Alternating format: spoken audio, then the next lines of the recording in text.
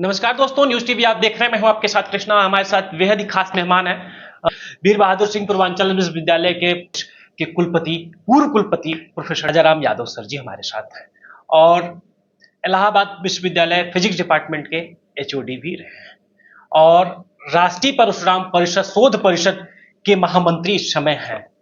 Sir, news TV में आपका स्वागत है और आपकी यात्रा जो छात्र जीवन से लेकर कुलपति बनने तक की यात्रा कैसे देखते हैं? भाई, मैं हमीरपुर जिले के मामा के छोटे से गांव गुड़दहा में मैंने प्राइमरी की शिक्षा पास की जी। और हमारे जो पंडित राम रतन मिश्र गुरु जी थे, उन्होंने बड़े स्नेह से गर्मी की छुट्टियों में भी वे हमारी क्लास लेते थे, पढ़ाते थे। फिर बगल के गांव करैया से मैंने जूनियर हाई स्कूल पास किया और हमारे जो खेमचंद्र माठ साहब थे अहिरवार जी और पंडित राम रतन मिश्र जी के निर्देशन में, मार्गदर्शन में मैं श्री विद्या मंदिर इंटर कॉलेज हमीरपुर से हाई स्कूल इंटरमीडिएट पढ़ने के लिए मैं गया। वहाँ जाते ही और बहुत बड़ा कार्यक्रम था स्थापना दिवस पर। 8-10 हजार की जनसंख्या थी, 4 इंटर कॉलेज के विद्यार्थी, अध्यापक और सारा प्रशासन जिलाधिकारी से लेकर के। वहाँ जब मैंने स्वामी शांतिदेव महाराज जी के द्वारा बचपन में सिखाए शास्त्रीय संगीत को प्रस्तुत किया, तो उसी दिन से और पूरे हमीरपुर में मैं बहुत ही विख्यात, लोकप्रिय हो गया। जी।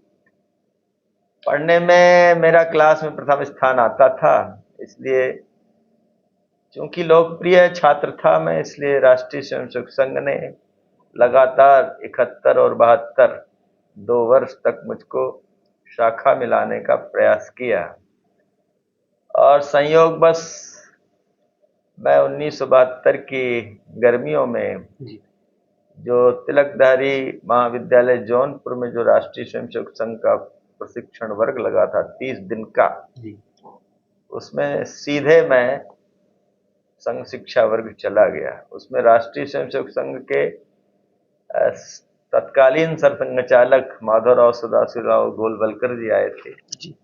वहां पर अनेकों विभूतियों से मेरा साक्षात्कार हुआ। प्रोफेसर राजेंद्र सिंह रज्जू भैया जो उस समय क्षेत्र प्रचारक थे और बनारस हिंदू यूनिवर्सिटी के फार्मेसी के हेड डॉक्टर शंकरराव तत्वादी, राम जन्मभूमि आंदोलन के जननायक और उस समय कानपुर संभाग के प्रचारक माननीय अशोक सिंघल जी, अनेक ऐसे विशिष्ट जनों से मेरा प्रत्यक्ष साक्षात्कार हुआ और इन्हीं व्यक्तित्वों से मैं प्रभावित होकर के राष्ट्रीय स्वयंसेवक संघ में आगे भी सक्रिय रहा। संघ के सिद्धांत और भारत के सिद्धांत, भारतीय संस्कृति के सिद्धांतों में कोई फर्क नहीं है। फर्क जो मैंने देखा, उसकी कार्य पद्धति जो प्रतिदिन चलने वाली दैनिक शाखा थी, उसमें ही मैंने देखा। जी सर, पढ़ाई के दौरान आपके प्रेरणा और संघर्ष? मैं जब इलाहाबाद विश्वविद्यालय बीएससी प्रथम वर्ष में आया तो मेरे घर की आर्थिक स्थिति ठीक तो थी, लेकिन फिर भी मैं ट्यूशन करता था। हफ्ते में 3 घंटे पढ़ाता था एक विद्यार्थी को, मुझको 100 रुपए प्रतिमास मिलता था और 50 रुपए मेरे घर से आते थे। 150 रुपए में मेरा भोजन, पूरी पढ़ाई का खर्च, हॉस्टल फीस, सब कुछ मेरा हो जाता था। इसलिए और संघ में भी मैं सक्रिय रहता था, इसलिए पुस्तक वगैरह संघ के जो हमारे अध्यापक थे, professor Balkrishna Agrawal, doctor Narendra Kumar Singh Gaur, professor Joshi, इनसे हमें पुस्तकें वगैरह ऐसी मिल जाती थी। और पढ़ाई बीएससी में कठिन तो था ही, लेकिन मैंने कभी हार नहीं मानी और बीएससी एमएससी पास की और उस समय मेरी नियुक्ति हो गई डिग्री कॉलेज में अध्यापक के रूप में। बिहार में हो गई, हैदराबाद में हो गई, लेकिन संघ के तत्कालीन जो सरकारवाद थे, माननीय रज्जू भैया, उन्होंने कहा कि नहीं अभी तुम पीएचडी करो।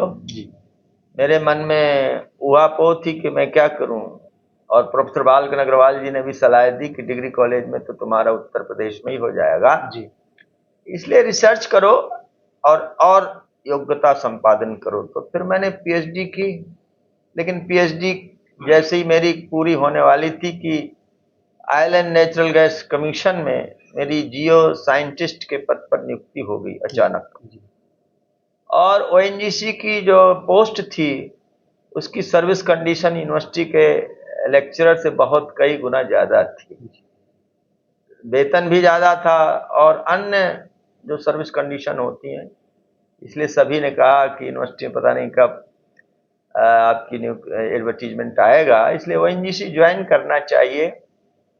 क्योंकि मेरा शुरू से ही रुचि मेरी अध्यापन में थी, इसलिए मैंने आईएएस पीसीएस का और इंजीनियरिंग का कभी फॉर्म ही नहीं बना, जानबूझ करके। मेरे मित्र तो कहते थे, क्योंकि उस समय एमएससी फिजिक्स से प्रतिवर्ष लगभग 5 आईएएस प्रॉपर हुआ करते थे, ये वो जमाना था इलाहाबाद का। तो आपने ट्राई नहीं किया कभी?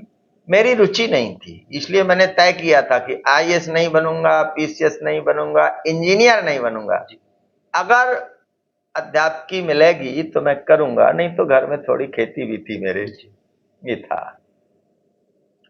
इसलिए पहला मेरी अपॉइंटमेंट ओएनजीसी में हुई, लेकिन मेरे जो ऐसे आदर्श शिक्षक, दादा गुरु ही कह लीजिए, उन्होंने मेरे मन में मेरे बारे में कल्पना की थी कि इसको यूनिवर्सिटी में प्रोफेसर रह करके देश की सेवा करनी चाहिए, इसलिए उनके मार्गदर्शन को मैंने अपने जीवन में ग्रहण किया। मैं अपने गुरुओं से ही अपने जीवन के बारे में सलाह लेता था। माता पिता और मेरे जो आगे के जीवन का रास्ता था उसका समर्थन करते थे, ये उनकी विशेषता थी। इसलिए फिर मैं विश्वविद्यालय में पहले ओएनजीसी के बाद मैं राष्ट्रीय स्वयंसेवक संघ का 4 वर्ष प्रचारक रहा, लेकिन प्रचारक रहने के दौरान मुझको ऐसा अनुभव हुआ कि मैं लंबे काल तक जिंदगी में प्रचारक नहीं रह सकता, इसलिए मुझे टीचिंग में जाना है। उसी समय माननीय नानाजी देशमुख, जो भारतीय जनता पार्टी के कैबिनेट मंत्री पद को छोड़ करके चित्रकूट ग्रामोदय विश्वविद्यालय की स्थापना की थी, उसमें रज्जू भैया ने और मुझको साइंस फैकल्टी स्थापित करने के लिए भेज दिया है। 4.5 वर्ष रहा। इसके बाद 1996 में हमारे तत्कालीन फिजिक्स के हेड इलाहाबाद विश्वविद्यालय प्रोफेसर बालकृष्ण अग्रवाल, जो विश्वविख्यात वैज्ञानिक हैं और इलाहाबाद रहते हुए इंडियन नेशनल साइंस एकेडमी के फेलो चुने गए, जो कि साइंस फैकल्टी में वही अकेले चुने गए। उन्होंने जातिवादी सोच को दरकिनार रख करके और मेरा अपॉइंटमेंट रीडर के पद पर इलाहाबाद यूनिवर्सिटी फिजिक्स डिपार्टमेंट में 1996। फिर मेरा एक सिद्धांत है कि जिन्होंने मेरे ऊपर विश्वास किया उनकी प्रतिष्ठा को धक्का न लगे, इसलिए मैंने अध्यापन और रिसर्च के क्षेत्र में बहुत कठोर परिश्रम किया। पूरे अध्यापन कार्य के दौरान 20 विद्यार्थियों को मैंने पीएचडी कराया और 20 विद्यार्थी आज क्लास 1 की पोस्ट पर भारत की सेवा कर रहे हैं। और 150 से अधिक मैंने रिसर्च पेपर अंतर्राष्ट्रीय जर्नल्स में प्रकाशित किए, क्योंकि जिस कारण से भी हो हिंदुस्तान के जो जर्नल थे मेरे पेपर को दबा करके बैठ जाते थे। मुझे ऐसा लगता है कि कुछ सामाजिक ऐसी चीजें होंगी जिसके कारण से ऐसा होता था। मैंने बंद कर दिया अपने रिसर्च पेपर में केवल विदेशी जर्नल में इसलिए भेजता था क्योंकि मैं जानता था कि अपने देश में कोई जर्नल मेरे रिसर्च को छापेंगे। अनेक देशों की, लगभग 15 देशों की यात्रा मैंने अपने रिसर्च लेक्चर देने के लिए की। इंग्लैंड, अमेरिका, जापान, चीन। चाइना ने तो मेरे को अपने ही पैसे से बुलाया। उन्होंने कहा कि जो भी पैसा आपको लेक्चर देने के लिए लगेगा हम बुलाएंगे, टीए तो देंगे, सब कुछ ये किया। फिर इसके बाद 2017 में, और जब भारतीय जनता पार्टी की सरकार थी तो वैसे तो माननीय अशोक सिंघल जी इलाहाबाद विश्वविद्यालय में मुझको कुलपति के रूप में देखना चाह रहे तय किया था, देखना भी चाहते थे। हैं।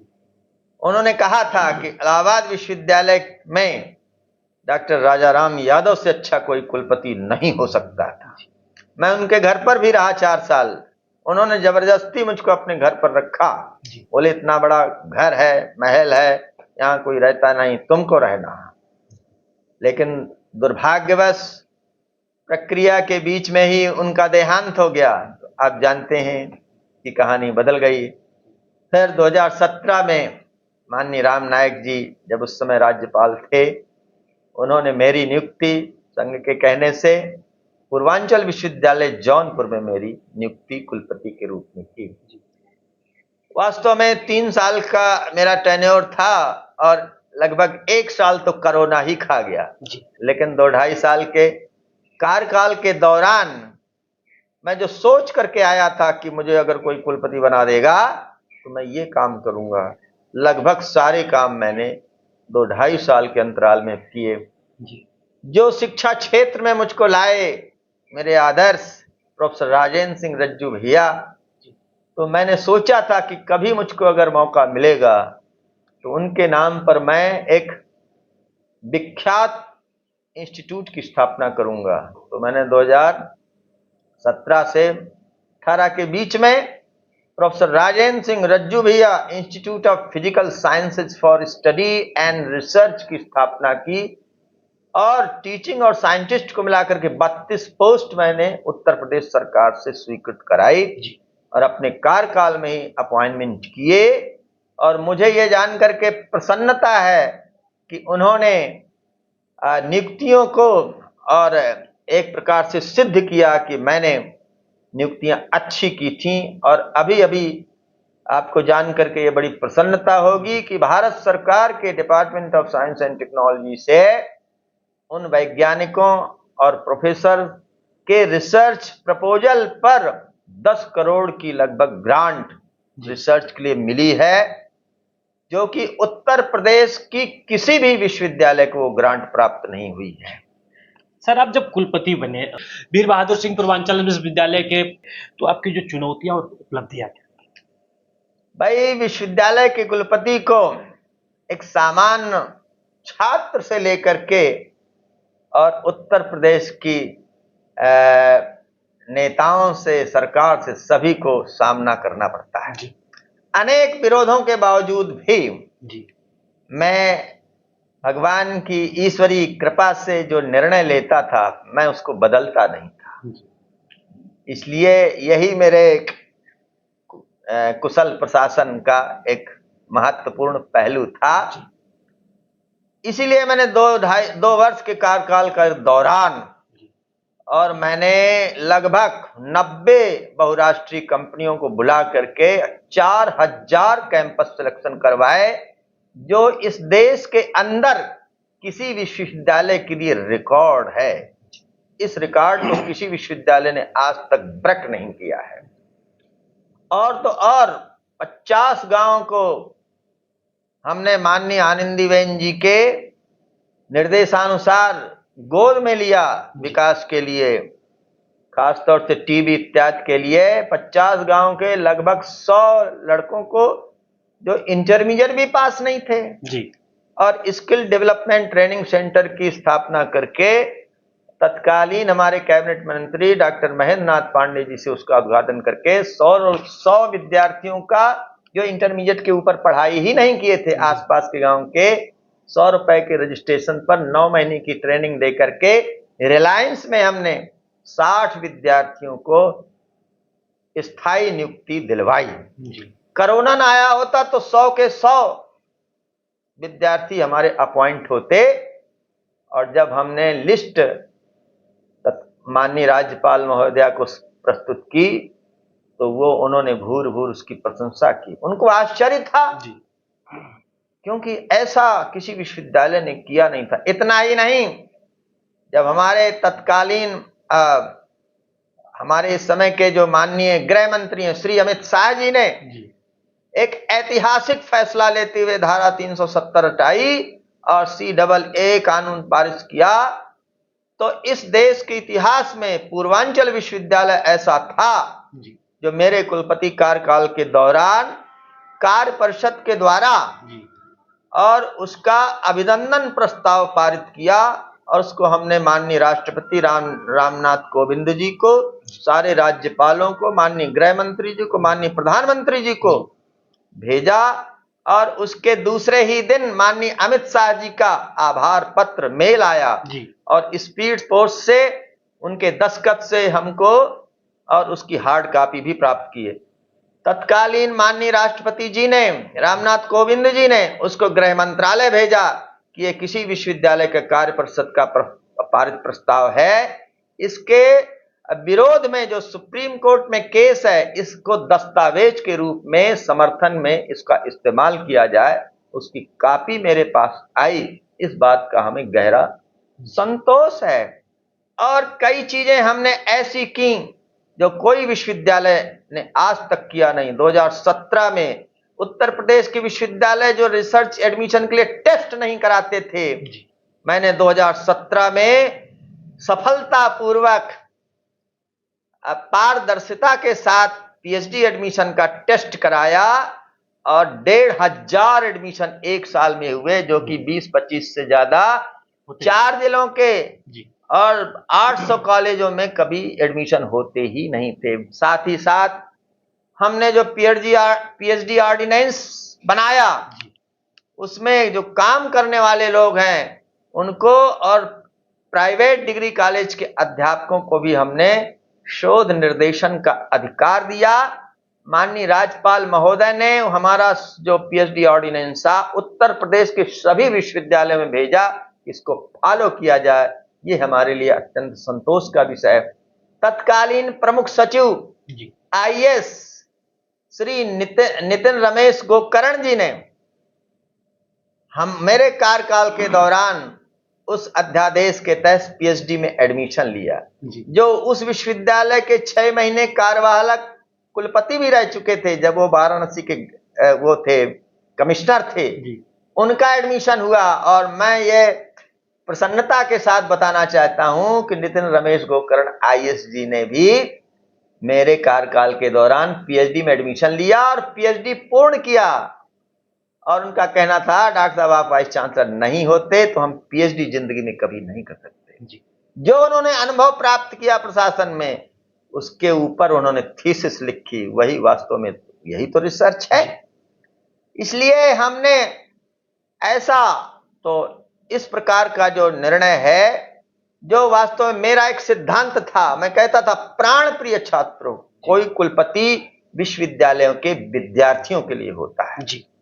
मेरे कार्यालय में बोर्ड लगा था जिसमें लिखा था सायंकाल 3 से 5 प्राथमिकता के आधार पर विद्यार्थियों को मिलने का समय। नॉर्मली मैं आज देखता हूं कुलपति विद्यार्थियों से मिलने में संकोच करते हैं, बहाना करते हैं, समय नहीं देते। मेरे यहां तो रोज विद्यार्थियों से मिलने का समय निर्धारित था।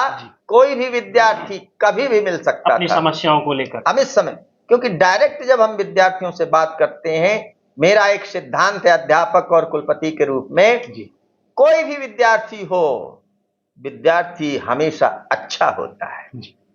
विद्यार्थी कभी खराब होता ही नहीं है, हम बनाने वाले उसको कैसे हैं। और मैंने कहा, मेरा सिद्धांत था कि विश्वविद्यालयों में और छात्र संघ होने चाहिए, विद्यार्थी नेतृत्व वहीं से उत्पन्न होता है। हमारे तत्कालीन गवर्नर माननीय राम नायक जी भी कहते थे कि विश्वविद्यालयों में छात्र संघ होने। मैं अपने इलाहाबाद विश्वविद्यालय छात्र संघ का अपने छात्र जीवन में कार्य परिषद का सदस्य भी चुना गया था। हमारे दिल्ली विश्वविद्यालय के भौतिकी विभाग के अध्यक्ष, प्रथम अध्यक्ष, संस्थापक अध्यक्ष, यूजीसी के जो चेयरमैन भी रहे प्रोफेसर दिलौत सिंह कोठारी जी, इलाहाबाद छात्र संघ के अध्यक्ष रह चुके थे। इसलिए विद्यार्थी का मतलब यह नहीं, विद्यार्थी का सर्वांगीण विकास होने के लिए उसके लिए अनेक परंपराओं से गुजारना पड़ता है विद्यार्थी को। हमने राम कथा भी कराई उनके नैतिक विकास के लिए। सर, विश्वविद्यालय परिषद में प्रशासन में आपका अनुभव कैसा रहा? प्रशासन में अनुभव है कि अगर हम ईमानदार हैं, इंटेंशन हमारा सही है, तो हमको सहायता करने वाले भगवान हर एक क्षेत्र से लोग भेज देते हैं। अगर हमारा इंटेंशन सही है, हम वास्तव में विद्यार्थियों को आगे बढ़ाना चाहते हैं। मुझे याद है पूर्वांचल विश्वविद्यालय का एक छात्र नेता श्री उद्देश सिंह, जिसको मैं 15 अगस्त के पहले दिन भाषण करने के लिए उसका आमंत्रित करता था। कोई कुलपति छात्रों का भाषण नहीं कराता है, मैंने करवाया। और 1 साल पहले उसका परिणाम क्या हुआ, कार्य परिषद की मीटिंग में छात्र प्रतिनिधि के रूप में वो भाग लेते थे। और आज जो है तो पूर्वांचल यूनिवर्सिटी में अतिथि प्रवक्ता हैं। और 1 साल पहले भारत की संसद में उत्तर प्रदेश से अकेले उसका चयन हुआ था गुरु रविंद्रनाथ टैगोर जी के जयंती में कार्यक्रम में बोलने के लिए, जिसकी अध्यक्षता हमारे माननीय ओम बिरला जी ने स्वयं की थी।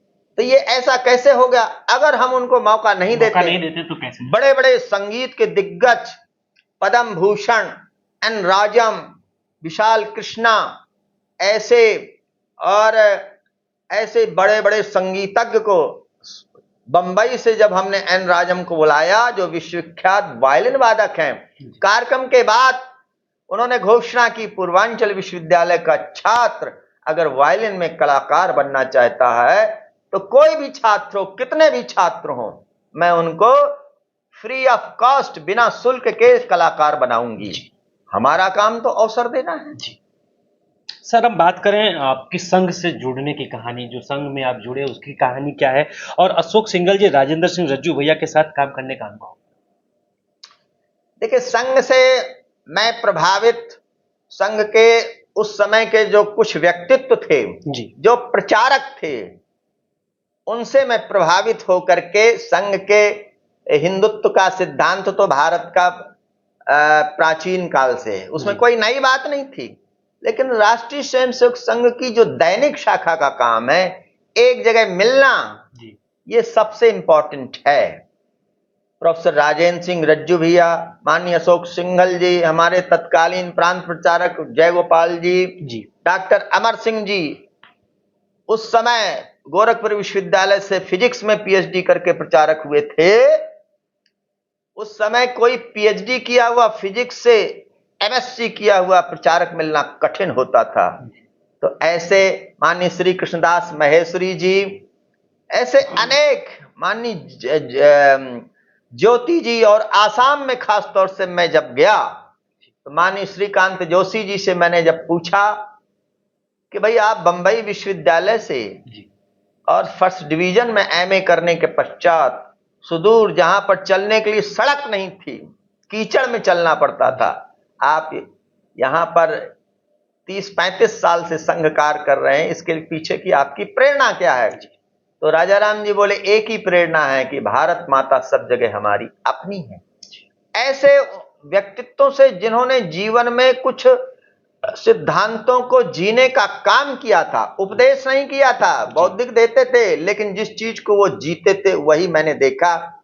मधुकर लिमये जी, ऐसे लोगों ने, गौरी शंकर चक्रवर्ती जी, श्री अशोक नारायण यादव जी, जो नागपुर से आए थे, और नंद कुमार जोशी जी, जो नागपुर के आए थे, ऐसे प्रचारकों का जो जीवन मैंने प्रत्यक्ष देखा था, उससे प्रभावित होकर के मैं लगातार सक्रिय रहा। और मैं राष्ट्रीय स्वयंसेवक संघ को उस समय भी, जो दूसरे राजनीतिक दल होते थे, वो राजनीति से अलग मानते थे। मुझे याद है 1972 में जब गोलवलकर जी का इलाहाबाद में सार्वजनिक कार्यक्रम था, तो तत्कालीन जो कैबिनेट मंत्री थे हमारे चौधरी साहब, जो केपी ट्रस्ट के चेयरमैन थे, उन्होंने केपी कॉलेज का ग्राउंड दिया था, लिखित में दिया था। लोगों ने कहा आप तो कांग्रेस के मिनिस्टर हैं। उन्होंने कहा नहीं, राष्ट्रीय स्वयंसेवक संघ जो तो व्यक्ति निर्माण का और सांस्कृतिक काम करता है, भाई ठीक है, हम राजनीति में उनसे अलग हैं, लेकिन इस काल के लिए हम उनको ग्राउंड देते हैं। तो और आसाम में मैंने देखा कि जो असमिया भाषी थे, और मेरा तो बहुत एक इम्पोर्टेंट अनुभव भी है कि शाखा में जो असमिया भाषी बालक खेलते थे छोटे छोटे, तो एक साथ कार्यक्रम करने से, एक साथ खेलने से जो एक आपस में लगाव पैदा होता है एक दूसरे के प्रति, और पारिवारिक जीवन का भाव, परिवार भाव जो स्वयंसेवकों में एक साथ आने से होता है, यही मेरी राष्ट्रीय स्वयंसेवक संघ की प्रेरणा थी। और जब इस चीज में कमी आती है तो प्रेरणा घट भी जाती है, मैं इस बात को मानता हूं। हमारे असम के तत्कालीन सह प्रांत प्रचारक माननीय मधुकर लिमय जी इलाहाबाद में मुझको एक बात बड़ी इंपॉर्टेंट बताया था उन्होंने, वो मैं सबको बताना चाहता हूं। उन्होंने कहा, राजाराम जी, मैं राष्ट्रीय स्वयंसेवक संघ का प्रचारक हूं। राष्ट्रीय स्वयंसेवक संघ राष्ट्र निर्माण के लिए काम करने वाले लोगों का समूह है। हम संगठन नहीं खड़ा कर रहे हैं, हम समाज को संगठित करने का संघ एक साधन है, एक समूह है। हम अलग से दुनिया में कोई संगठन निर्माण करें। तो मैं राष्ट्रीय स्वयंसेवक संघ का प्रचारक हूं, मैं किसी सरसंघ चालक का प्रचारक नहीं हूं, मैं किसी सरकारवाह का प्रचारक नहीं। इसलिए संघ के जो आदर्श हैं उनके लिए मेरा जीवन समर्पित है, संघ के किसी बड़े अधिकारी के लिए मेरा जीवन समर्पित नहीं है। सर, जीवन में सबसे बड़ा सबक क्या सीखा आपने? जीवन में जो अनुभव आया वो दो प्रकार के मुझे बहुत अनुभव आए। कि एक तो अनुभव आया कि इस भारतवर्ष के अंदर अनेक संघ के प्रचारकों ने भी अलग से जब उनसे बातचीत होती थी तो अनुभव, वो भी इस अनुभव को उन्होंने शेयर किया कि इस देश के अंदर जो गहराई से जातिवाद है वो इस देश के लिए बहुत घातक है। इसलिए मैंने प्रतिज्ञा की थी कि मैं अपने जीवन काल में जातिवाद को कभी स्वीकार नहीं करूंगा, और जो लोग इसको व्यवहार में लाते हैं उनका मैं कड़ाई से विरोध भी करूंगा, और उसका मैं प्रत्यक्ष जो भी मेरे अधिकार में काम आएंगे उनमें इस चीज को मैं बर्दाश्त नहीं करूंगा। और मुझे खुशी है कि अनेक हमारे जो जिनसे मैंने प्रेरणा प्राप्त की, जैसे प्रोफेसर बालकृष्ण अग्रवाल जी, जो जिन्होंने मेरा इलाहाबाद यूनिवर्सिटी में अपॉइंटमेंट किया, उन्होंने जातिवाद से हट करके और मेरा अपॉइंटमेंट किया था। वो उनका इस सिद्धांत था कि देश के अंदर देश को अगर ऊपर उठाना है तो जातिवाद के जहर को हमें खत्म करना होगा। इसी प्रकार से जब मैं वाइस चांसलर रहा, प्रोफेसर रहा, तो मैंने भी इस सिद्धांत को कठोरता पूर्वक कि योग्यता सबसे बड़ी चीज होती है, कास्ट जो है तो उसमें आड़े नहीं आना चाहिए, लेकिन सामाजिक न्याय बहुत जरूरी। जातिवाद का अर्थ यह होता है कि जात के आधार पर हम किसी बड़े स्थान पर, किसी पोस्ट पर, किसी सरकारी पद पर जब हम कास्ट देख करके चयन करते हैं तो हम देश के साथ गद्दारी का काम करते हैं। चाहे वो कोई भी क्षेत्र हो, राजनीति का क्षेत्र हो, उसमें भी अगर हम कास्ट के हिसाब से अगर वो पदस्थ करते हैं, इस देश के अंदर सबको मौका मिलना चाहिए, सबको अवसर मिलना चाहिए। लेकिन मुझे ऐसा लगता है कि खास तौर से अनेक क्षेत्रों में, सरकारी बड़े स्थानों पर, राजनीतिक स्थानों पर, जहां पर कि उसको बड़ा अवसर प्रदान होता है, ये चीज बहुत आड़े आती है। ये एक कहना चाहिए कठिनाई के रूप में आती है। इसको बिना दूर किए हुए हम अपने राष्ट्र को ऊपर नहीं ला सकते हैं। कई बार बोलते तो हैं, लेकिन जब उनके पास अधिकार आता है तो वो भी उसी चीज को स्वीकार करते हैं, वो भी उसी चीज के आधार पर करने लगते हैं। इसलिए हमको कई बार बड़ा दुख होता है। तो मैंने ये देखा कि कांटे से किसी अच्छे व्यक्ति को आगे लाने के लिए, सामाजिक न्याय देने के लिए हम कांटे से कांटा तो निकाल सकते हैं, लेकिन कांटे से कांटा निकालने के बाद दोनों कांटों को फेंक देना चाहिए। यही बुद्धिमानी है। सर, युवाओं को राजनीति और समाज सुधार में किस तरह से भागीदारी करनी चाहिए, जो आज की युवा? मैं तो कहता हूं राजनीति में जो प्रोफेशनल राजनीतिज्ञ हैं उनकी संख्या एक सीमित होनी चाहिए, क्योंकि वो जनता के प्रतिनिधि के रूप में चुनने जाते हैं। तो जनता में जो उनका व्यवसाय है उसके साथ होना चाहिए। इसलिए जैसा कि जनता पार्टी में मैंने देखा कि अध्यापन के क्षेत्र में, वकालत के क्षेत्र में, किसानों के क्षेत्र में जो लोग काम करते थे वे लोग पहले राजनीति में जाते थे, इसलिए वो जनता के हिसाब से फैसले लेते हैं। और आज की अगर पूरी राजनीति का मैं अगर विचरण करूं और ऑब्जर्वेशन लूं, क्योंकि मैं पेशे से साइंटिस्ट हूं, किसी चीज के को मैं बातों से सुन करके कभी मैं स्वीकार करता ही नहीं हूं। मैं जो देखता हूं, मेरा जो ऑब्जर्वेशन रहता है उसी को मैं अंदर से स्वीकार करता हूं। तो आज की राजनीति में, अगर केंद्र की राजनीति में देखा जाए तो केवल एक व्यक्ति ने मुझको सबसे ज्यादा प्रभावित किया है, वो है इस सरकार के गृह मंत्री श्री अमित शाह जी।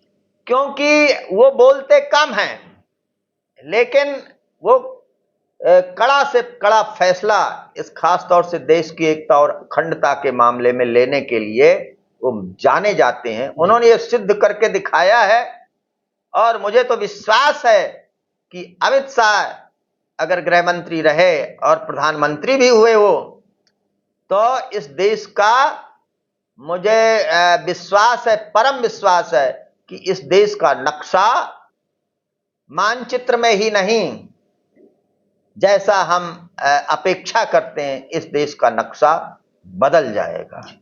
जिस ढंग से उन्होंने धारा 370 हटाई और ऐसे फैसला लिए, हो सकता है उनका इंटेंशन बहुत सही है और वो बोलते कम है, ऐसे कठोर फैसले लेने के लिए वास्तव में कम बोलना ये बुद्धिमानी की भी बात होती है। अगर हमने ऐसे फैसलों का पहले से ही प्रचार कर दिया तो वो सफल नहीं हो सकते, फैसले लेने में वो राजनीतिज्ञ सफल नहीं हो सकता। इसलिए उन्होंने इस बुद्धिमानी का भी प्रयोग किया है कि जब वो कर लेते हैं तब अपने आप प्रचार हो जाता है। मैं तो कहता हूं कि जब ऑनलाइन पढ़ाई होती है, जब ऑनलाइन सब चीज हो रही है, तो राजनीतिक देश का पैसा बचाने के लिए ऑनलाइन जो है नेताओं के भाषण होने चाहिए। इससे हमारा राजस्व बचेगा। हम टीवी में, मोबाइल में हमें बड़े बड़े, और जब हम ऐसे धारा 370 जब अमित शाह जी ने हटाई तो क्या उसके प्रचार करने से उनको जाना गया? जब हट गई तो सारी दुनिया जान गई। तो फैसलों से नेताओं को जाना जाना चाहिए और ये सारा खर्चा बचाना चाहिए। जो प्रत्यक्ष फील्ड में जो रैलियां होती हैं, मैं ऐसा सोचता हूं कि इसको बचाना चाहिए। आपके जीवन का सबसे कठिन समय कौन सा रहा? आपने कैसे पार किया ये जो आपका सफर रहा एक शिक्षक से लेके कुलपति बनने तक? मेरे जीवन में कठिन समय कई बार आए जी। जैसे आपातकाल के दौरान जी, जब मैंने 15 अगस्त के दिन खुलेआम पंपलेटिंग कर दी झंडारोहण के जस्ट पहले जी, तो मुझे गिरफ्तार कर लिया जाता और इतना मारा जाता कि शायद मैं जिंदा रहने लायक नहीं रहता, क्योंकि उस समय मीसा दे। लेकिन मैंने कभी हिम्मत नहीं हारी और भगवान की कृपा रही और मैंने 40 गांव में आज मतलब आपातकाल के विरोध में पर्चे बांटे। लेकिन कठिन काल तो था ही मुझे, लेकिन इसको मैंने पार किया। फिर राम जन्मभूमि आंदोलन में 90 मतलब मील की मैंने पैदल यात्रा की और जो मतलब हनुमानगढ़ी वाले मोर्चे में जो मतलब बंदूक की उससे मैं बच गया, तो वास्तव में तो कठिन काल कह सकते हैं। लेकिन हम भगवान की जो इच्छा होती है, कुछ काम कराना होता है, कुछ और कराना होता है, इसलिए सारी ये होती है। और वास्तव में मैं तो कहूँगा कि इन सब चीज़ों को मैंने पार किया और भारतीय संस्कृति के जो तत्व थे, जो गांव-गांव में हैं, जन जन में हैं, उनको मुझे एक छोटा सा उदाहरण देना चाहता हूं कि भारतीय संस्कृति अगर गांव में बसती है जी, मैं शहर की तुलना में भारतीय संस्कृति गांव में बसती है, साधारण व्यक्ति के अंदर बसती है। मैं 5 किलोमीटर रोज पैदल जाता था तो रास्ते में एक नाला पड़ता था, नाले में बाढ़ आई थी, मैं पीठ में कपड़े का झोला टांगे 10 बजे की घंटी बज गई थी स्कूल में, मैं सोच रहा था नाला कैसे पार। एक बुढ़िया आई और उसने तुरंत दौड़ करके आई, मुझको कंधे में अपने बैठा करके मेरा नाला पार किया। आज हम गांव में जाएं तो इसका ह्रास हुआ है, राष्ट्रीय स्वयंसेवक संघ के 100 वर्ष बीतने जा रहे हैं। संघ को इस प्रकार की चुनौती को स्वीकार करना चाहिए। आज राष्ट्रीय स्वयंसेवक संघ को प्रचार करने की आवश्यकता नहीं है। आज तो गांव-गांव में हमारी शाखा खड़ी होकर के ये भारतीय संस्कृति का जो ये तत्व है, एक दूसरे को सहायता करने वाला, आज परिवार टूट रहे हैं। हमने किसी चीज को किसी कारण से लागू किया था, किसी कानून को, लेकिन आज वो कानून जो है तो परिवार संस्कृति को तोड़ रहा है। इसकी हमें समीक्षा करनी चाहिए इसके बाद, क्योंकि पारिवारिक संस्कृति ही हमारी भारत की संस्कृति है। पारिवारिक भाव ही राष्ट्रीय स्वयंसेवक संघ का प्राण तत्व है। अगर वो खत्म हो गया, उसमें अगर ऑफिसरगिरी आ गई, दफ्तरगिरी आ गई, तो संघ का कोई मतलब नहीं रह जाता। ढांचा बना रहता है लेकिन उसकी आत्मा खत्म हो जाती है। और इस चीज को हमें कैसे बढ़ाएं, हम इस बात की वास्तव में चिंता करनी चाहिए। और राष्ट्रीय स्वयंसेवक संघ तो सब समाज का है, सभी दलों का है, सभी संगठनों का है। लाखों करोड़ों संगठन जो है तो इस राष्ट्र में काम कर रहे हैं। सब हमको अपना माने, हम क्या करें इस बात पर चिंतन करना चाहिए। सर, हम आखिरी सवाल करते हैं, एजुकेशन पे हम बात करते हैं। देखिए, हमारी जो आजकल मीडिया के कारण से और प्रचार साधन साइंस एंड टेक्नोलॉजी के कारण से इतने जबरदस्त हो गए हैं, जो कि सामान्य एक मनुष्य की मानसिकता होती है कि हमारा प्रचार होना चाहिए। क्योंकि 3 प्रकार की अपने धर्म में ऐषणाएं बताई गई हैं। एक होती है पित्तेषणा, यानी सबकी इच्छा होती है मेरा लड़का हो। दूसरी होती है कि भाई गुरु कारण होता है, तो वो होती है। और तीसरी जो एक ऐषणा होती है वो बड़ी खतरनाक होती है, बड़ी कठिन होती है, जिसको जीतना जरा कठिन होता है। ये रज्जू भैया बताते थे मुझको कि राजा राम, जो वित्तेषणा धन की लालसा होती है कि हमारे पास अपार संपत्ति हो जाए, यानी 10 पीढ़ियों के लिए हम जोड़ रहे हैं, ये मनुष्य की स्वाभाविक प्रवृत्ति है। लेकिन इसको जीतना पड़ता है। अगर हम कुछ करना चाहते हैं तो वित्तेषणा पित्तेषणा, हमारा परिवार ठीक है हो, मैं ये नहीं कहता। और तीसरी होती है लोकेषणा।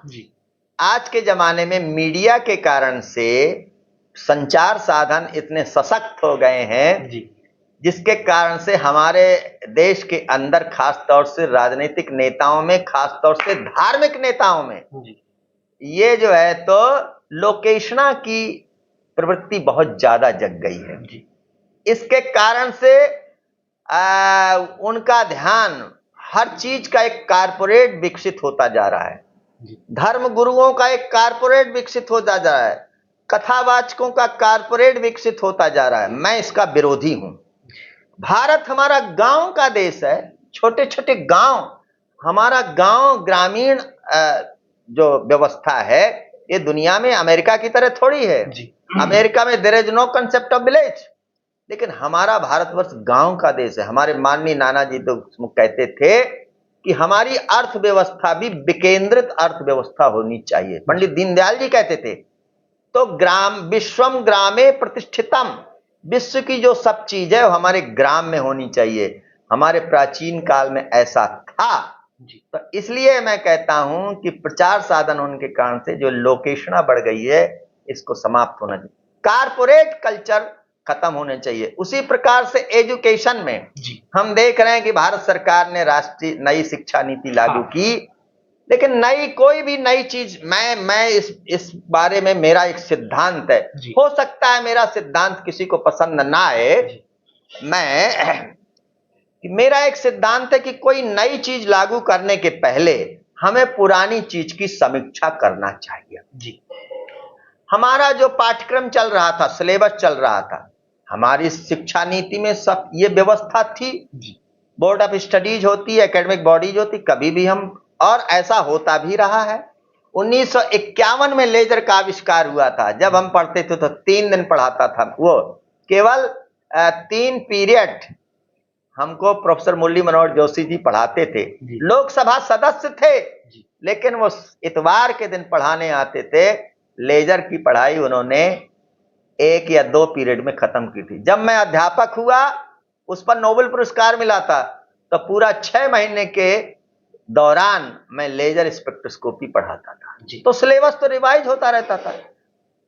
तो इसी प्रकार से नई शिक्षा नीति सिद्धांत रूप में बहुत अच्छी है, लेकिन उसको लागू करने का जो हमने विदेशों की नकल किया है और खासतौर से प्रोफेशनल इंस्टीट्यूशन की नकल किया है, तो विश्वविद्यालयीन शिक्षा को खत्म कर रही है। हमने सेमेस्टर सिस्टम क्यों लागू किया? हमारा गांव का देश है, सुदूर गांव से विद्यार्थी आता है, वो कमरा लेकर के किराए में रहता है, खाना बनाता है, फिर पढ़ने के लिए जाता है। हमको वार्षिक परीक्षा प्रणाली लगना चाहिए। हम एक तरफ तो भारतीय संस्कृति की बात करते हैं, भारतीय संस्कृति में गुरुकुल शिक्षा प्रणाली थी। अगर आप गुरुकुल शिक्षा प्रणाली की बात करें तो क्या था? 25 साल तक गुरु उसको पढ़ाते थे और 25 साल बाद उसकी परीक्षा लेकर के विशिष्ट क्षेत्र में उसको कार्य करने के लिए भेजते थे। तो गुरुकुल प्रणाली में तो 25 साल के बाद उसकी परीक्षा होती थी। लेकिन चलो, व्यवस्थाएं बदली हैं, समय बदला, तो हाँ, बदला। भारत में, मैं तो फिजिक्स का विद्यार्थी हूँ, प्रोफेसर सीवी रमन को नोबेल पुरस्कार भारत में रिसर्च करते हुए मिला था। तो सेमेस्टर प्रणाली लागू थी क्या? वार्षिक प्रणाली लागू थी। वार्षिक प्रणाली ही इस मतलब गांव के भारत जैसे देश के लिए सर्वोत्तम प्रणाली है। नहीं तो मैं देख क्या रहा हूं, और इसके पीछे ईमानदारी नहीं है। जिन्होंने, जो शिक्षा प्रशासकों ने जो सेमेस्टर प्रणाली विश्वविद्यालयों में लाद दी है, इसके पहले उसका इंटेंशन मैं जानता हूं, वो गलत है। परीक्षा के नाम पर और फीस इकट्ठी करने का साधन केवल सेमेस्टर प्रणाली है, इसका कोई फायदा नहीं। वार्षिक प्रणाली में विद्यार्थी जितने अंक पाता था, अंक प्राप्त करने की जो परीक्षा थी वही सबसे अच्छी है। उसमें ऑब्जेक्टिविटी ज्यादा है, ऑब्जेक्टिविटी ज्यादा है। तो जितना परसेंट विद्यार्थी पाता था वार्षिक प्रणाली से, उससे हम उसकी योग्यता का पता चल जाता ना। परीक्षा होने के बाद अगर उसके अंक पत्र से विद्यार्थी की योग्यता का आकलन हम नहीं कर सकते हैं, तो वो परीक्षा प्रणाली कूड़ेदान में फेंक देनी चाहिए।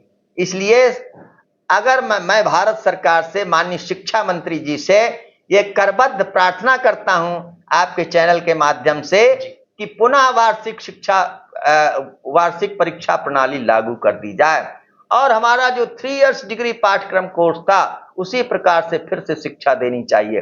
हम विश्वविद्यालयों में एक्सपर्ट बनाते हैं, विशेषज्ञ बनाने का सेंटर होते हैं विश्वविद्यालय। हम 12वीं तक सारे विषय पढ़ाते हैं, लेकिन विश्वविद्यालयों में हमने 4 वर्ष का सभी विषय पढ़ेंगे, ये विषय पढ़ेंगे। बीएससी बीए के बाद तो पहले भी एमए में, किसी भी विषय में एमए करने की छूट थी। हमारे तमाम छात्र हमारे साथ के बीएससी करने के बाद एमए करते थे। उस समय भी फ्लेक्सिबिलिटी थी। कौशल विकास कार्यक्रम तीसरा विषय ग्रेजुएशन में पहले भी ले सकता था। इसलिए जो है तो हमको फिर से वार्षिक प्रणाली लागू चाहिए और 3 इयर्स डिग्री कोर्स की ही व्यवस्था लागू करनी चाहिए और 2 साल का एमए करना चाहिए। साथ साथ पीएचडी में जो ये 6 महीने का जो कोर्स वर्क लागू किया गया है, इसके पीछे का उद्देश्य यह है कि जितनी प्राइवेट यूनिवर्सिटी हैं उनको जो है तो पैसे की कमाई हो, कोर्स वर्क के नाम पर वो पैसा वसूलने का काम करती हैं। इसलिए 6 वर्ष का कोर्स क्या जरूरत है? ग्रेजुएशन, माननीय रज्जू बताते थे कि एक सुनील रॉय नाम का विद्यार्थी था जो बीएससी की क्लास में रिसर्च की फेलोशिप पाता था। तो बीएससी की क्लास में एक छात्र रिसर्च कर सकता है, तो एमए पास करने के बाद 6 वर्ष का कोर्स वर्क की क्या जरूरत है भाई? अगर आइडिया तो नया होना चाहिए, उसके लिए अगर रास्ता तय है तो क्या रिसर्च करेगा? 6 वर्ष का कोर्स वर्क खत्म करना चाहिए, 6 महीने का कोर्स वर्क खत्म करना चाहिए और सेमेस्टर प्रणाली को तत्काल समाप्त करके वार्षिक परीक्षा प्रणाली लागू होना चाहिए और एडमिशन की प्रणाली सेंट्रलाइज नहीं होनी चाहिए। हर विश्वविद्यालय की शिक्षा की स्वायत्तता बरकरार रखनी चाहिए। प्रत्येक विश्वविद्यालय कोई भी कोर्स खोलने के लिए, कोई भी कोर्स लागू करने के लिए स्वतंत्र होना चाहिए। विश्वविद्यालय की शिक्षा की स्वायत्तता हमने समाप्त कर दी है। हम केंद्र का यूजीसी बीएससी का एग्जाम, एडमिशन एग्जाम कराती है। ये तो बड़ी हास्यास्पद चीज है। उसका काम ग्रांट देना है, उसका काम गाइडेंस देना है, उसका काम एडमिशन टेस्ट कराना नहीं है। बड़ी हास्यास्पद चीज है। विश्वविद्यालय अपने विद्यार्थियों का प्रवेश करें, परीक्षा करें, इसकी स्वायत्तता होनी चाहिए। और किसी भी कोर्स को लागू करने के लिए अलग बॉडी नहीं होना चाहिए। बीएड कोर्स खोलना है तो वो एनसीटीई लागू होती है, इंजीनियरिंग खोलना है तो एआईसीटीई लागू होती है, और मेडिकल खोलना है तो ये लागू होता है, एलएलबी खोलना है तो बार काउंसिल। अरे ये क्या मतलब है भाई? विश्वविद्यालय में विशेषज्ञ रहते हैं, वो तय करेंगे कि हम कौन सा कोर्स चला सकते हैं। कुलपति तय करेंगे, एकेडमिक डीन तय करेंगे कि हम इस कोर्स को चलाने में सक्षम है। 4 लोगों की कमेटी बताएगी कि कौन सा कोर्स हम चलाएंगे। यह बिल्कुल बंद होना चाहिए। इसने जो है तो शिक्षा को नीचे गिराया है, ऊपर नहीं बढ़ाया। प्रत्येक कोई भी शिक्षा की व्यवस्था, सिद्धांतों में नई शिक्षा नीति बहुत अच्छी है, सर्वोत्तम है। हमने जो सुझाव दिया था वो मान लिया गया था। पहले मानव संसाधन विकास मंत्रालय था, पूर्वांचल विश्वविद्यालय ने शिक्षा सुझाव दिया था कि इसका नाम शिक्षा मंत्रालय। मेरा एक और सुझाव है, क्योंकि हमने केवल शिक्षा मंत्रालय नाम नहीं रखा, शिक्षा का संस्कृति से अन्योन्याश्रित संबंध है। तो जो पहले नाम था शिक्षा एवं संस्कृति मंत्रालय, जैसी शिक्षा होती है वैसी संस्कृति विकसित होती है। इसलिए पुनः शिक्षा एवं संस्कृति मंत्रालय, दोनों मंत्रालय एक होना चाहिए, ये मेरा मत है। व्यक्तिगत मेरा ऑब्जर्वेशन, एक साइंटिस्ट के नाते जो मैंने देखा अध्यापन काल में, वो मैं आपके चैनल के माध्यम से सबको बताना चाहता हूँ। सर बहुत बहुत धन्यवाद आपका। ये हमारे साथ professor doctor Rajaram Yadav sir थे, वीर बहादुर सिंह पूर्वांचल विश्वविद्यालय के पूर्व कुलपति, और बचपन से लेकर कुलपति बनने तक का जो सफर आपने बताया, इलाहाबाद विश्वविद्यालय की जो कहानी आपने बताई, नई शिक्षा नीति को लेकर जो आपने बताया, और तमाम जो बड़े बड़े कार्य आपने कुलपति रहते हुए किए हैं, तमाम सारी चीजें आपने बताई हैं। दोस्तों आपको ये वीडियो कैसा लगा आप जरूर कमेंट करके बताइएगा और शेयर करिएगा।